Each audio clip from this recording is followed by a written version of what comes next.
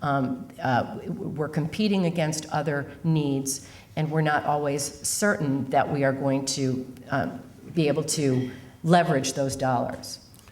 If I could just add a comment that this is a matter of state concern. Funding local infrastructure is well beyond the capability of local government to fund. We have a state-imposed property tax cap. That's a good thing. But it's also a revenue cap and inhibits our ability to generate revenue, increase revenue, to fund local roads and bridges. The vast majority of local governments in New York State now, probably 90% of these local governments, are only using CHIPS funding now, state aid, to fund and build and reconstruct and maintain their local infrastructure, roads and bridges. We can't raise property taxes to fund these types of projects. So it truly is a matter of state concern to help with this investment. We had, again, a lot of success in that prior bond act in a state aid to local bridge program, a special program for local governments to invest heavily in bridges. I encourage the legislature to take a look at that program, consult with DOT as a funding mechanism for the bridges.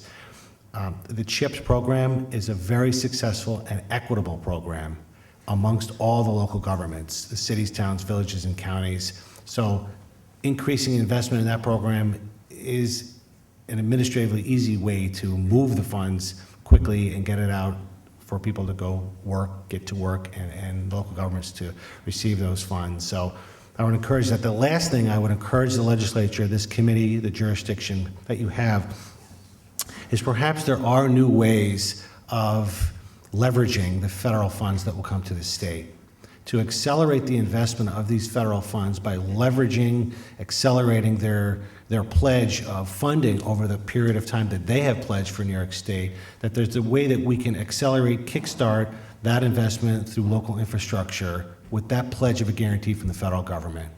And we're going to start working on a plan to submit to you over these next few weeks as a concept for you to consider in that regard. Great. Thank you. I just have a couple of questions I'd like to ask. One is whether or not you've had conversations with the Senate, at least the Senate committee. I understand they held hearings. Did you have the same conversation with them before that you're having with us now? I have not spoken to the Senate. I was not aware of any Senate hearings. But the reason I asked the question is because I know Senator Robach was saying we had to do certain increases from places. Have you had that conversation with the governor?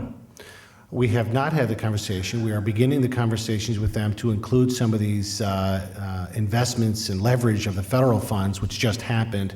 We will be taking that message to them over these next few weeks so that they'll consider that. Because as you know, the governor, DOT is not going to testify today. They will send written testimony in. So my suggestion to you is that maybe you ought to have a conversation with the governor so you can try and get us all on the same wavelength, because unless we get all three legs of the stool, it's very tough to do. And I'm personally glad to hear that finally the feds are doing a 5-year program that could benefit us all. Right. But again, I say the same thing to you that I've said to the commissioners in the past. I think we all need to go and try and make sure that we understand what's in there and how we get our fair share out, because many of the states in the Midwest and the West do not want to give us what we need for transit and some of the other programs that we have here. So I will do the best I can to work with you to try and get where we need to go. But I think it's going to take us all to try and do that. Thank you, Mr. Chairman. Thank you. Good luck in your endeavors, too. Thank you, Mr. Chairman. Thanks, Zach. Thank you. Next, we have Mrs. Scott Wigner, Executive Director.